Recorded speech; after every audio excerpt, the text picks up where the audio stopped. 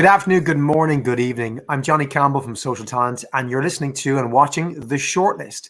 It is today, Wednesday, the 9th of September. It's been about 6 months since the pandemic started in my part of the world, in Europe and the United States, probably into month 8 for those of you in Asia. But that's not the only big thing that's been happening this year. We've seen post-pandemic, post-lockdown anyway, one of the biggest movements begin in society around equity, around equality, around diversity, around inclusion, driven from events that really sparked off 2 days after, or 2 days before, I should say, our today's guest was last on our show. That was May 27th. And if you cast your mind back to May 27th, it was 2 days after George Floyd was murdered. It was a couple of days after the Central Park birdwatching incident with Amy Cooper. And both incidents, particularly the George Floyd murder, sparked a global movement, an outcry against what was felt to be mass inequality and injustice, particularly in the US, but extending across the world. When we spoke last with today's guest, which is Torin Ellis, good friend of mine, speaker and activist on equality, inclusion, and diversity in the US, and host of a radio show on Sirius XM, it was just unfolding. And we had, I guess, some initial feeling and outpouring of rage. And Torin addressed a lot of that in our last show. But it's been several months since then, and we've had riots, we've had social media blackouts, protests, calls for actions. There's been hirings, there's been firings. Companies have come out to say, we're outraged, we're going to change, we're going to do this. They've announced initiatives. They've talked about what's been working for organizations. People have spoken. But I would understand what's working. What does the future hold? Is this just a moment that we'll remember as that thing in 2020? Or is it truly a movement, as was put in a recent LinkedIn article talking about the stats around postings and interest on this topic, which I'll come back to. But before we get deeply into it, just want to remind our audience that you can follow the shortlist and watch previous episodes and check out Torin's previous episode from back in May. And you can subscribe to future episodes by going to socialtalent.com/the shortlist. And if you get cut off, don't worry, you can rejoin us there or subscribe to or listen to our podcast, which is available on Apple, Spotify, and all good podcast mediums. Let's jump right into it. Torin, maybe you can give us some background, remind our audience about your own background, your passion for the subject, and what, from your perspective, you've seen over the last few months since you were last on the show. I'm going to flip it up, man. We're going to do my introduction towards the end, because what I think is most important is that we just hop right into the conversation. And I think, it's important for us to kind of address and be thinking about that question you just asked a moment ago. Is this a moment or a movement? Is it a moment or is it a movement? We got to think about just the myriad of ways that this conversation has unfolded over the last 5-6 months. We've had grocery stores impacted. We've removed items from grocery stores. Brands are looking at the messaging and the imagery and the packaging in the story behind products that they have on shelves. We have the Motion Picture Academy, the Academy of Motion Pictures, just distributed a D&I statement last night that by 2024, they're going to have a different criteria for films, whether or not they get an Academy Award. We love that. We've had more deaths than George Floyd, Breonna Taylor, and the young man up in Kenosha, Wisconsin. Can't even remember his name. It's just so many of them. We have corporate America going through a bit of a reckoning, leadership asking themselves, what can I do differently? Employees challenging them that they have to do something differently. Communities. There's so many different things that are happening, Johnny. And I ask myself, how do I continue to apply the pressure? How do I continue to agitate and apply a pressure that makes people recognize that being human is not such a bad thing, that chasing diversity and inclusion is not such a bad thing? I was on a call last week with TA folks from San Diego, some dedicated individuals that want to do better around D&I, equity, and belonging.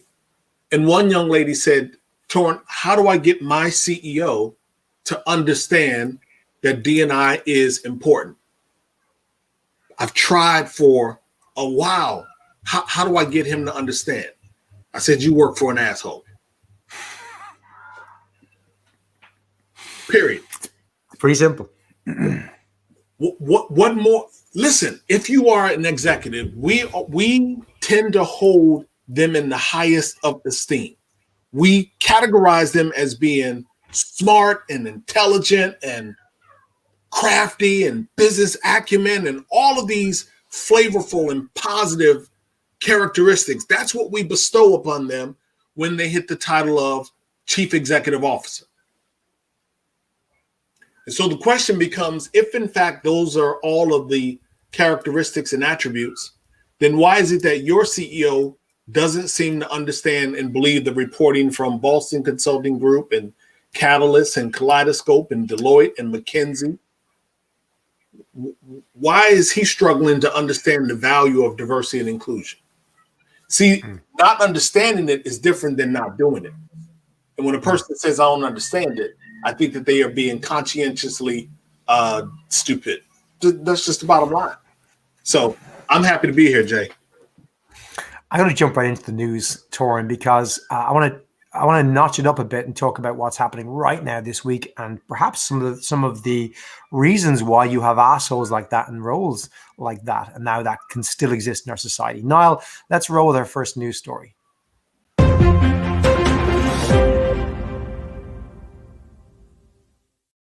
This one here might have been missed by many of our listeners and viewers, but BBC were reporting that Trump was banning anti-American diversity training. And actually, in fact, what he did was he issued a letter, or the government issued a letter to any federal agency asking them to immediately cease and desist from funding any training related to, as it says in the document, critical race theory, white privilege, or any other training or propaganda effort that teaches or suggests that either the US is an inherently racist or evil country, or that any race or ethnicity is inherently racist or evil.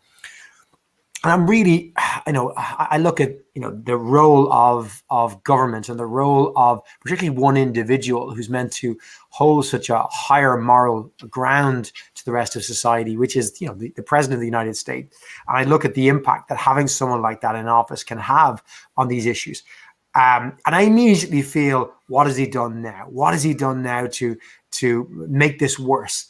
And I'm genuinely not sure around this one, Torin. I'd love you to maybe help me understand or get your own, ideas on this.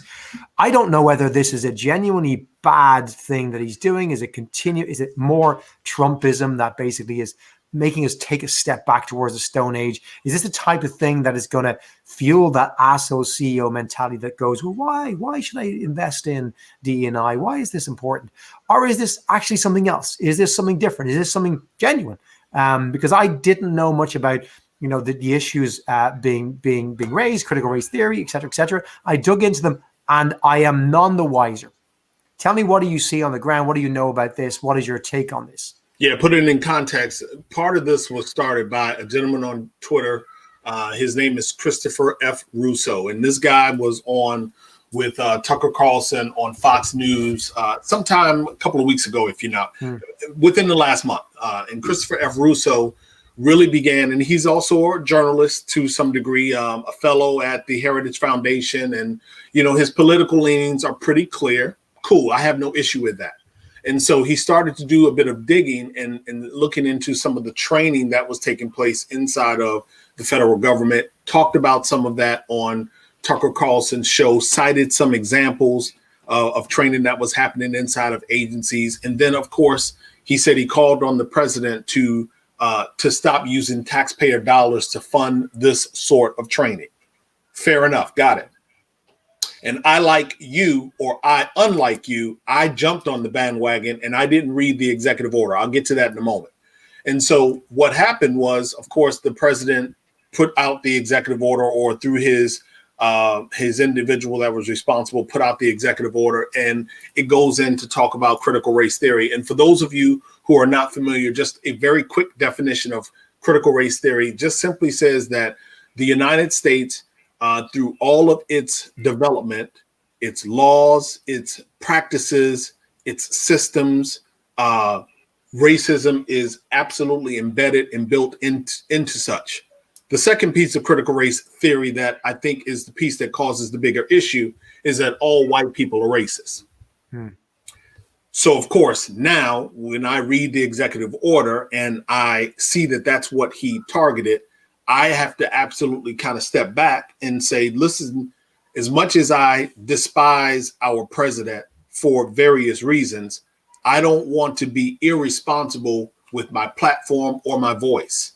I don't want to be irresponsible with my platform, my voice, or my keyboard. And so I actually went in and said, you know, I apologize for jumping the gun or getting ahead of my skis, if you will, in terms of how I framed it. But I'm glad that I framed it because it got a lot of people talking on my social media feeds and beyond. And here's where I think the issue is, Johnny. I absolutely believe that while he was specific in mentioning critical race theory, I know, or I believe, firmly believe, that he is seeding that opposition to D&I training overall. He's seeding that without necessarily saying it. Yeah, because I started thinking about this, Torin, right? I started thinking about, obviously, to the nth degree, none of us are sitting here saying that every white person or any person is inherently racist. But I started thinking, well, what if you say, you look at like unconscious bias, right? We all know we have bias, right? And a lot of bias is unconscious. A lot of bias is conscious, though. But, you know, could you take it to the nth degree? I think this may be to your point and say, well, hang on a second. Unconscious bias, isn't that just racism? And therefore, isn't anything that says we have unconscious bias inherently going to be aligned with critical race theory? I could see that argument being made by somebody who's a Trumpian or is just kind of trying to get rid of D&I training, trying to kill the movement. And that's what worries me, is that it can be interpreted in that way. Yeah, well, first and foremost, I'm not a person who supports unconscious bias. I absolutely believe that people consciously know what it is that they are doing. Again, my example is very simple. If you clutch your bag or you move to the other side of the street when I walk by at 5'11", 235 pounds, you consciously know that you clutched your bag and moved to the other side of the street. If I am walking in the corridor of the building and you close the elevator button so that I can't get on when you're on, you're consciously pushing that button and you know that you are doing that. It's the very same when people look at resumes. So I don't give them the cover of hiding behind unconscious bias. The only place that I would slightly differ from what you just said, I don't believe that that bias is always racism. That bias is prejudice. That bias is fear. That bias is a couple of other things. It's not always to the degree of racism, which is certainly very toxic and something we should stamp out. But I absolutely believe that our president seeded the ground for individuals to say, you know what, we're not doing D&I training, not just in the federal government. Corporate America saw that too. In corporate America, some organizations like the asshole that the young lady worked for, they're going to use that as a reason for them to not have to pursue diversity, equity, inclusion, and belonging. One of the questions from our audience, Brian Valls, asked, you know, how does diversity hit the bottom line? It hits the bottom line in a variety of ways. It hits the bottom line because we get to look at organizations, or as an organization, we get to determine where do we deliver our products and services. And how do we formulate those products and those services? Like what geographies, what communities should we be doing business in? More importantly, where are we not doing business where we can be doing business? I did a segment on SiriusXM and they talked about where the next 1 billion internet users coming from.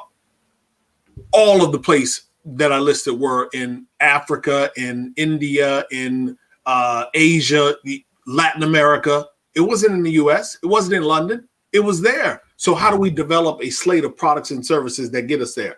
Well, in some instances, we need some D&I to help us to get there. You need different people sitting at the table to help you say, you know what, this is what folks in Africa need. This is what the people in India need. This is what they're battling with. And this is how we get around that and developing our products and our service suite. So D&I has always been good for the bottom line. It's just a matter of, you know, organizations and leadership understanding that. And so the executive order for me while I know he was specific about identifying critical race theory, no, I do not believe that all white people are racist. I don't believe that most white people are racist. I do believe that too many are being silent. Far too many have been silent in the injustices that have gotten us to where we are right now. And this is the reason why you see uprising and protest and riot in cities, not just in the US, but all across America, because people are tired of the bullshit. That's just the bottom line. Like, why do we have to wake up and deal with the infractions, the microaggressions, the barriers, the challenges, the perceptions, the classifications that we're less than talented or we're not capable? Why should we have to deal with that?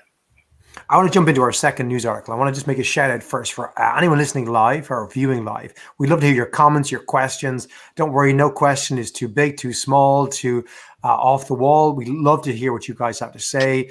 We'd love to hear your opinions as well and examples of what you're seeing in the front line for you, whether you're facing this challenge or whether you're part of the solution, I hope. And the second article I want to jump into comes from a European startup kind of blog called Sifted. And it's an article, it's an anonymous article by a what claims to be a gay woman who says she's saying it's time to scrap the diversity committee. And, you know, the byline here is D&I committees have never been effective and likely never will be. And I thought this was really interesting, right? Because I read this and it rings really true, right? And basically, this is going one step forward to say what's actually happening, right? Because there's the rhetoric, there's the let's do something about it. I'm on side, I believe in it. Like you mentioned, the asshole CEO who's still there saying, hey, should we do this? Like, let's ignore them, right? They're just assholes. Let's hope they just disappear from the world at large, right? But even the more, let's call them responsive CEOs who are saying, we're up for this fight, we're going to do things, right? This article gets to the heart of what are they actually going to do? And is what they're doing actually going to work? And the author here kind of puts forward what she believes are three measures that actually do work, while saying that, you know, putting a committee in place that's responsible for this, right? And she says herself, it's often a group of individuals who are chosen because they themselves are classified as diverse, whatever that means. And they're given the task of solving this for the organization, coming up with solutions, whilst doing their actual normal job without being paid any more and being told to go back and make recommendations to the business. And the business feels brilliant because they got a committee dealing with the problem. What's the reality of this kind of an argument? What are you seeing, Torin? Like, do these committees work? What are your thoughts on this? Yeah, in August of 2018, Deloitte did away with ERGs inside of the organization. They recategorized them as something different. Can't remember the name that they gave them. But basically, the reason why they did away with them in August of 2018 is because they felt like white men were not invited to the various groups. I've never understood why an individual needed to be invited, if you will, to be a better corporate citizen, to be a better human inside the corporate quarter, especially white men. So I found it interesting that Deloitte, one of the first organizations or one of the largest organizations that we trust, that we refer to when we talk about research and data collection, that they were doing away with ERGs. As it relates to this article written by a queer woman in San Francisco, and like you, I wish she was identified, if you will, because I was actually going to tweet her and tell her to come on the show because we were going to talk about it. But when I read it, well, she's not identified. But when we think about the article that she drafted, I'm not sure that it's off base. You know, I think that ERGs can be very effective. I think that the way that a lot of them have been structured have been ineffective. Let me tell you why. Most often when we get together as groups of individuals, we are either using that time together as sort of a sounding board, a airing out, a safe place for us to talk about our experiences, if you will, good, bad, and different. Or it's an organization that has an external focus, external centric mission. We want to give blood. We want to build houses for Habitat for Humanity. We want to do clothing drives, book drives, and all of those great things in the community. But I think ERGs need to do a better job of having internal alignment, internal synchronicity, if you will, to the various business units and departments. And so when I go into organizations and consult with them now, we determine and we stand up how we're going to be evaluated both internally and externally. How are we going to align so we can help build and push the mission of the organization forward? So it's not just a group, a fraternity or sorority, if you will. We are an addition to the business. We are a plus. We are bringing value to the business. So in her case, what I would say is, in addition to what she said real quick, Johnny, and I'll delineate these quickly. Number one, you can't have a weak leader. You're the leader of the ERG, and the co-lead must be individuals that have cachet and panache in the organization so that when they raise their voice is heard by leadership. Number two, you need to have strong leaders that can build a consensus. They can build commitment. They can build volunteer representation with 20-25% of the FTE base. If you can't get people to join the group, then why are you leading? Not the right person to lead the group. And then last but not least, there is power in numbers. There is absolute power in numbers. And so when that 20-25%, those great lead and co-leads go to leadership, we tend to be able to get things accomplished faster than a weak organization or one that is tokenized, if you will. And so I don't want tokenized ERGs. I want effective ERGs in our companies. So when I read it, what hit me, it wasn't that it was one versus the other. And I guess maybe she pitched it as one versus the other, right? To me, there's a role for groups, communities, committees that want to form and that can have strength, that can to take action. I guess when I read the article, it was more, what I took from it was that you can't outsource the responsibility for this effort to a committee as a leadership team, as a management team, as an organization. I think that was what I read as her point here. It was saying, if you're doing this to say, I've now appointed, 4 new non-exec directors, we've put a committee together, we have this licked. It's more saying, and I got this myself, right? Myself and my colleague Holly, who I know you know well, we were looking at our curriculum for the next 3 years. Obviously, as an online learning platform in the talent space, we have diversity and inclusion and equity content, including great content from yourself. And we've had new demand for that, which is great that people are looking again to try and train, despite Trump's efforts to make them not train. And we were looking at curriculum around that. And there are specific things around, for example, diversity that we want to do. But when we looked at the employee life cycle, initially we were like, okay, we have a pillar for diversity, equity, inclusion. I went, hang on a second, no. It isn't a thing on its own. It has to just be in everything.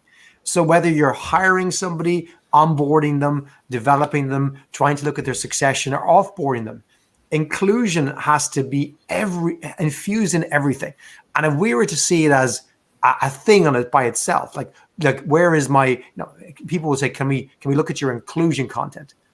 Our philosophy is very much when we sat down and said, it's all of our content should be inclusive. You shouldn't necessarily, take it away. And I think it's in business, like, what are our inclusion efforts? Let's point at our inclusion policies. Like, no. Let's look at how we treat people in our business. And everything in there should just be inclusive. It isn't a thing by itself. And that's what really hit me. And what I got out of the article here was to rethink that, to not think of it as a separate entity, committee, or pillar. You have to just be inclusive in everything you do. It isn't a separate committee. It isn't a separate department. It isn't a separate initiative. It's a mantra of how you treat your people. It just has to be there in everything you do if it's ever going to work.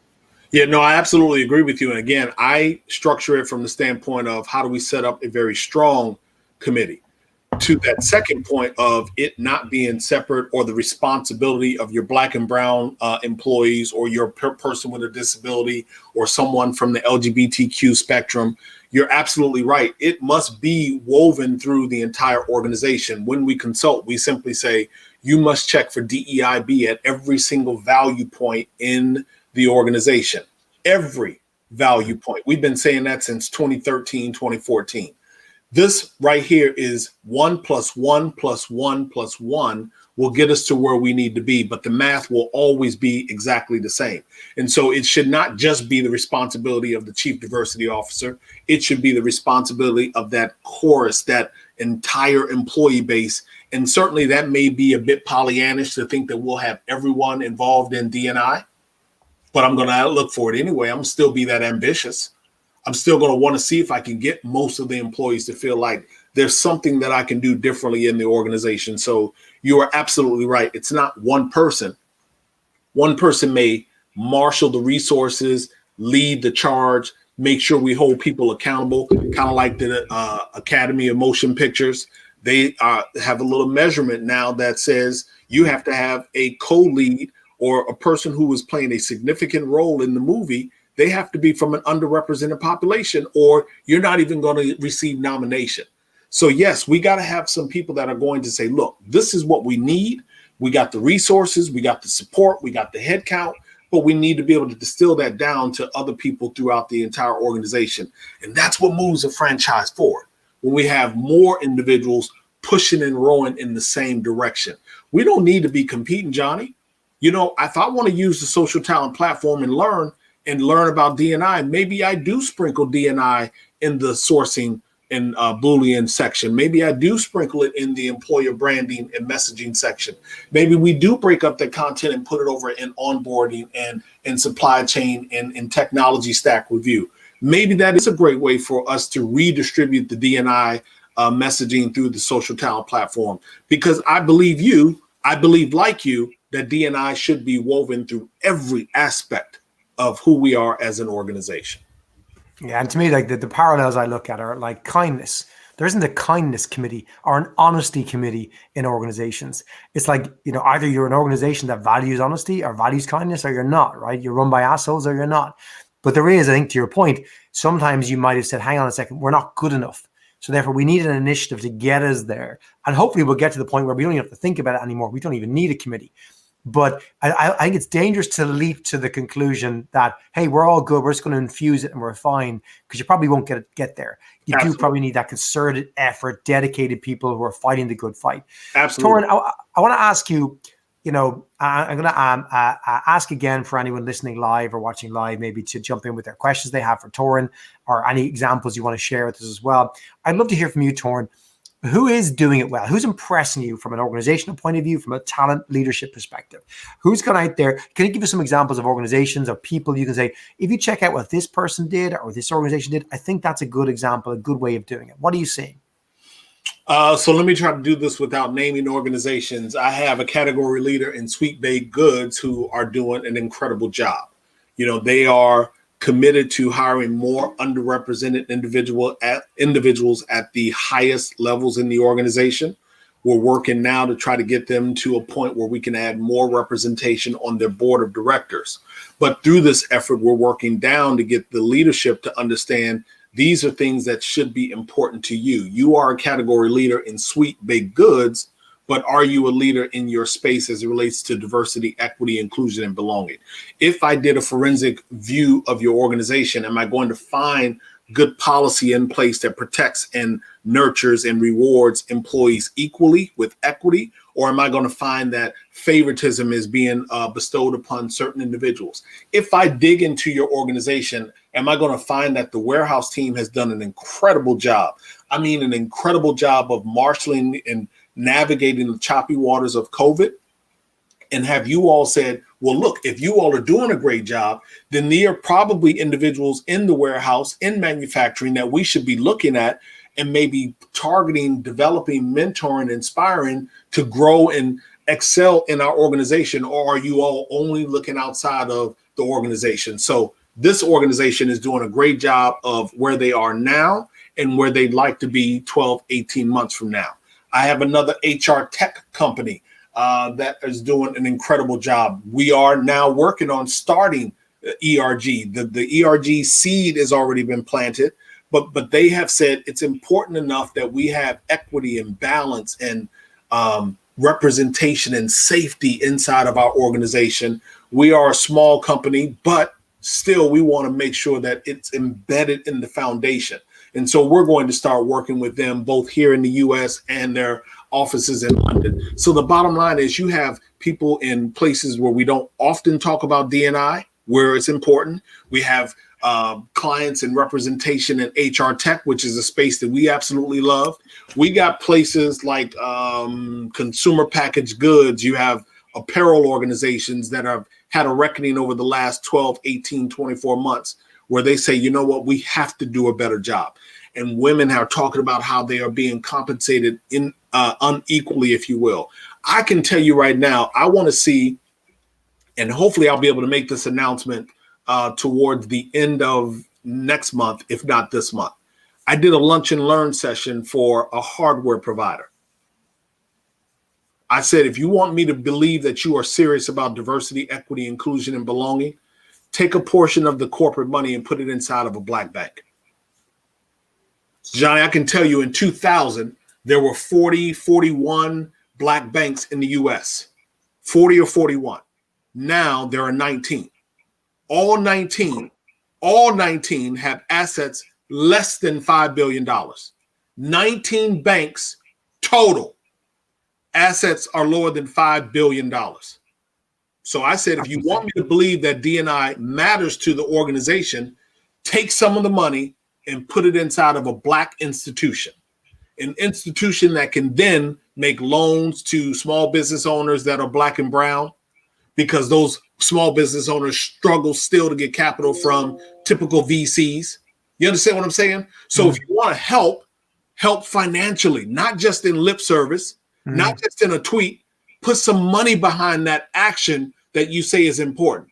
And hopefully this CEO will be able to make an announcement in the next 4 to 6 weeks that he did that. If you've managed to do that, that's powerful. I've been hearing probably more on the international side, the impact of the movement that started in late May. And I'm hearing issues, for example, in India, where it's finally being talked about around, and not just gender, because obviously it's well documented, how unequally women are treated in the workplace and society across India, but also the issue around skin color. It's the shade of your brown skin, which is becoming an issue that's being talked about there. People are becoming more comfortable talking about, in places like India, a huge market, how, senior executives tend to be lighter skinned than those who are lower down in the organization. And this goes back to the caste system, goes back to a huge amount of inequity that is sitting there in society that has not been addressed. And I think it's, we talk about the power of a movement beyond the US. I think it's been the movement in May that's really kind of driven that discussion in places like India, where maybe it would have been many more years before this came out in the open as an issue that organizations wanted to actually tackle, because you had US corporates and others who were doing a great work perhaps in the US and ignoring big issues in places like India that exist for other humans who are as equal to as everybody else in your organization. But it isn't an American problem only. This is a problem that there's inequity in different levels in lots of parts of the world.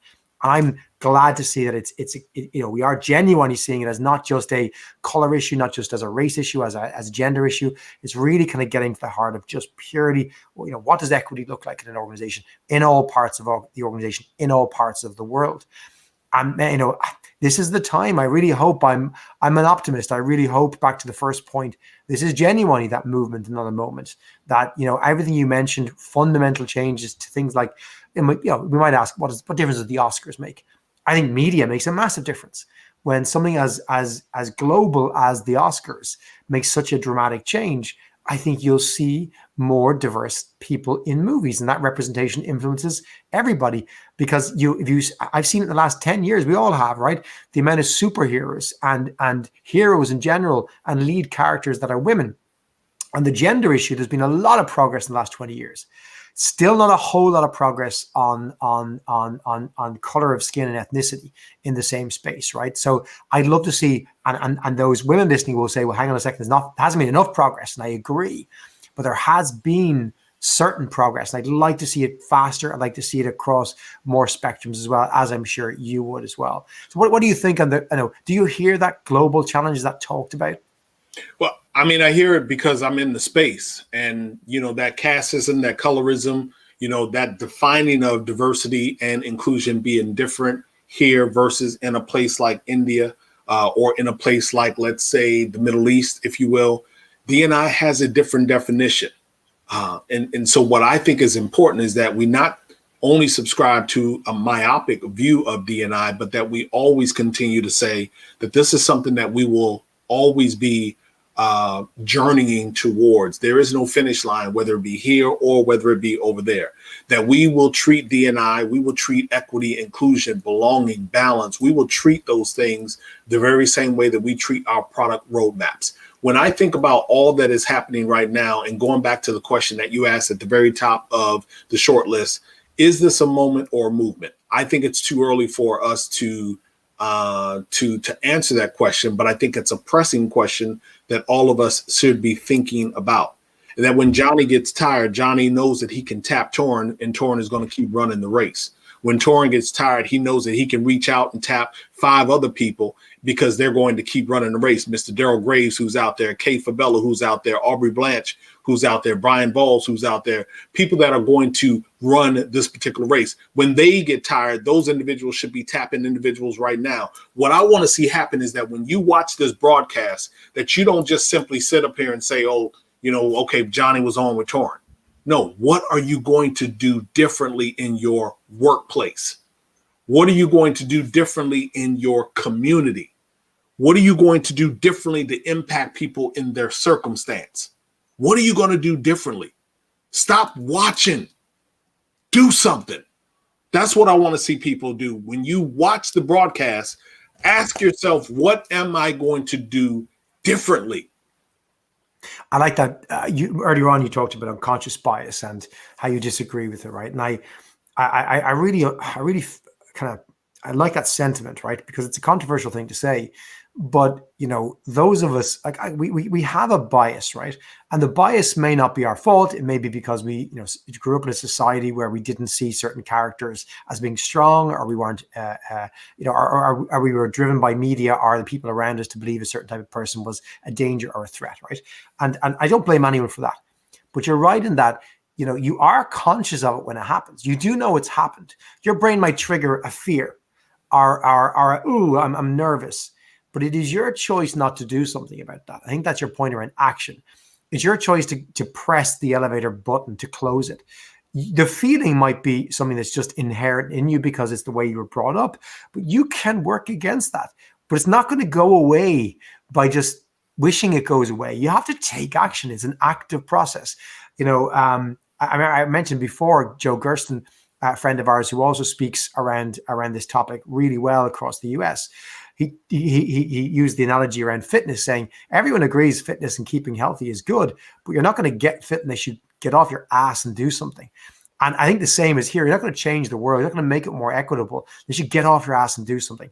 And I think that is a great call to action for anyone listening to the show, watching here today, is get off your ass and do something. The next time you feel that thing, whatever it might be, there's a person, there's a scenario, there's a name on a resume, something happened, and you kind of go, my instinct is to recognize that instinct. It's okay, but you're not allowed to just let it go. You got to stop and go, I got to do something about this. I got to force myself to not have this feeling, to do something positive, to change others, to be, as you say, an activist for the movement.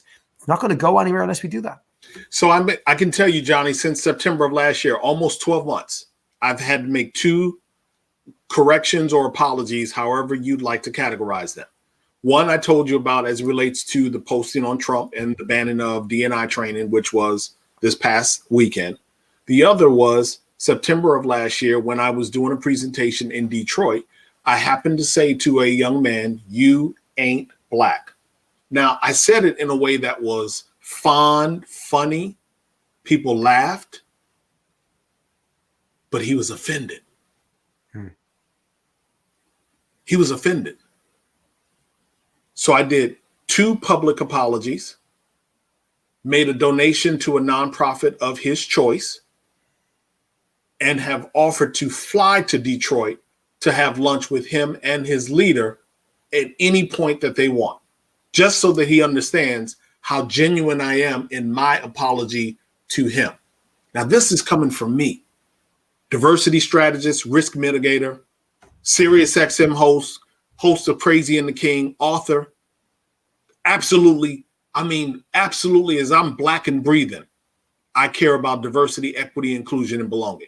Nothing matters more to me than humanity and the connection to people. I make mistakes. So I say and share that because I want people watching to understand You will not be perfect.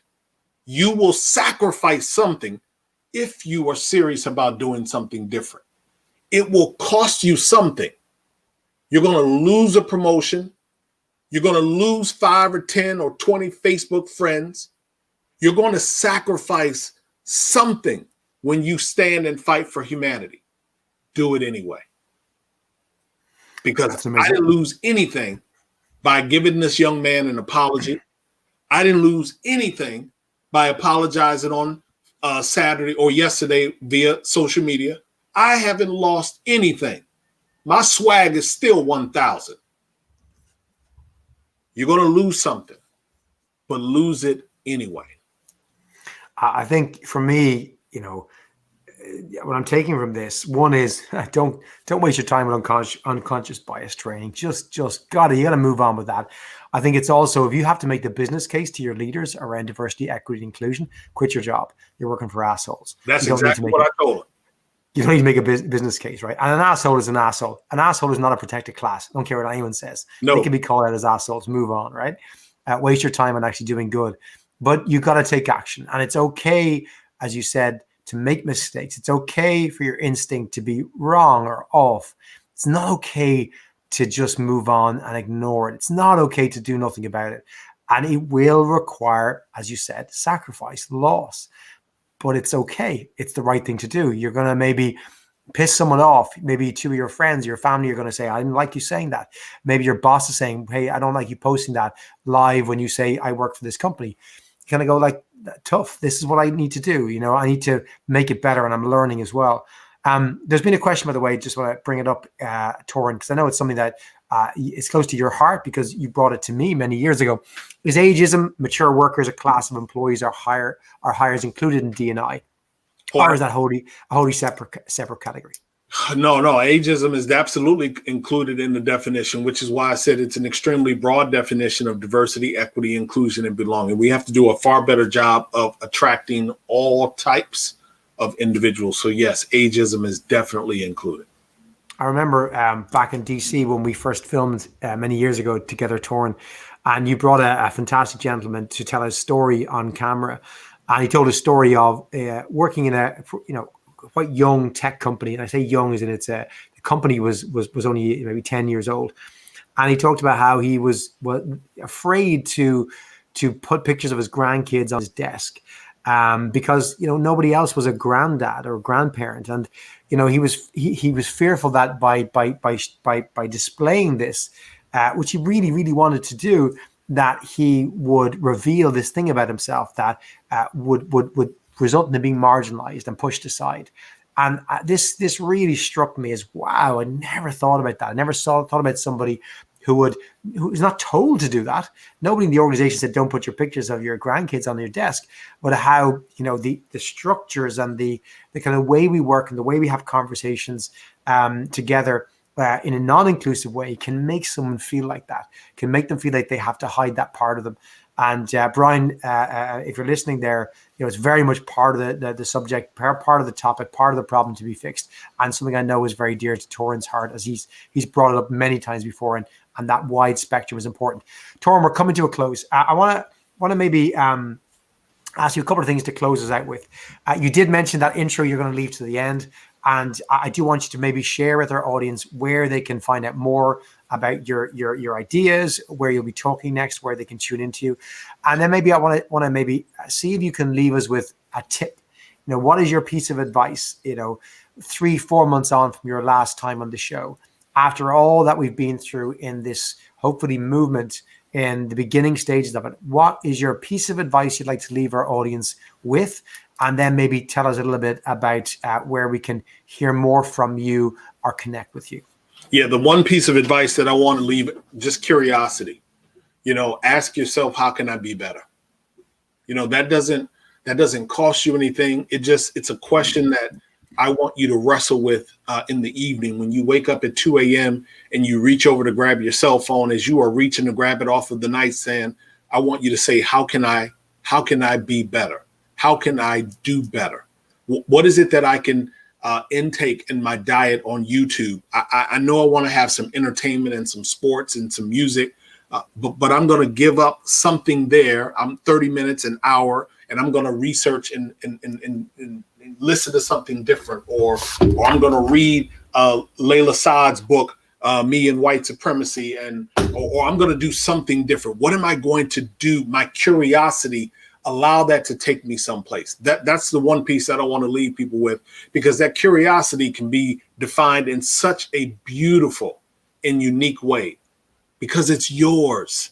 It's where you are. So that's the one thing that I want to leave people with. Where can you find me? Across all of social media at Torin Ellis, across all of social media at Torin Ellis. I use one of 4 platforms, and I use each one of them differently: Facebook, Twitter, LinkedIn, and Instagram, the least of which is Facebook, for my own personal reasons. But I use all 4 of them differently. And when I said my bio at the end, it's because I move through this space differently than other consultants and people that do D&I work. I don't say that to impress anyone, but to impress upon you that when you engage with me, I'm not trying to be the smartest individual sitting in the room. I'm not trying to pretend like I'm an academician. I'm not trying to pretend like I'm anything other than Torin, who is challenging you to be a better human. And so I have a unique way of asking questions that makes and prompts you think differently about how you do the work inside of the constraints of your organization. I don't need you to have the best practices of that company or this company. I want you to have your own best practices. I move differently, Johnny, in this space because I'm chasing greatness. I'm not chasing success. I'm already successful. I'm chasing greatness. I want to do things in the space that leave people, millions of people, operating differently, chasing a different type of greatness, a different type of result, some of which I can't even talk about because they're really, really ambitious, but I'm chasing them anyway. And then the next thing that you asked me is, where can we see? Well, I'm going to do a Ask Me Anything series of roundtables with smart recruiters. If you go to smartrecruiters.com, sign up for their events, look for the events. Where the first one is going to be on September 16th. It's a series of roundtables. I'm doing 3 of them. Incredible. And then I think I can say this without getting in trouble. I'm going to be in conversation with some very high-powered people from one of the top 5 tech companies next month. I'm looking forward to that. When I say I'm trying to change this thing, I'm trying to change it, Johnny. Torin, we'll be sure to share those links out, try and promote it as much as we can to get people to take action, to listen, to get involved in the conversation, to give that 30 minutes to something important and try and make this the movement it deserves to be. Torin, it's been great having you on the show. I hope you come back maybe in a few months' time. Let's keep the conversation going. Let's not make it just a moment. Let's all together try and make this the movement it deserves to be. Torin, thanks for joining us. I'm going to say a big thank you to all of you for joining us as well. I want to quickly just tell you about our guest next week. I'm delighted next week to be joined by Fulton. She's the CEO of Fuel 50, which is a platform for internal career mobility and engagement. And she's also a best-selling author. She literally wrote the book on internal career mobility. It's a hot topic. I want to unpack it with Anne next week, get her insights from the customers she works with, but also from the research she's done, talk about the lessons from her book as well. For those of you who are interested in literally the most untapped source of talent within your organization, Anne is going to share with us those lessons next week. That's Wednesday, September 16th at 4 p.m. UK Ireland time. Don't forget that is 11 a.m. on the East Coast of the US, 8 a.m. on the West Coast, and 11 p.m. in Singapore if you're tuning in from Asia. So join us next week, and don't forget you can subscribe to the shortlist and check out any of our previous episodes, our podcast, by going to socialtalent.com/the shortlist, and you'll find more with Torin Ellis on his media, but you'll also find Torin on the Social Talent platform, where he's one of our most popular and loved speakers, making the change for hundreds of thousands of recruiters and talent leaders around the world. Thanks for listening. Hopefully you've got something out of this, something different for each of you. But don't forget, you got to take action. You got to take responsibility. You got to give and care about this movement. You actually have to give a little of yourself. Hopefully you've thought of something you can do, and you'll be more conscious when your unconscious bias comes to fruition in an event, when you're looking at a CV, thinking about a candidate, you're in a room with somebody who perhaps is a little more diverse than you, and you'll Remember that this is not your fault, but not taking action is. We'll see you next week.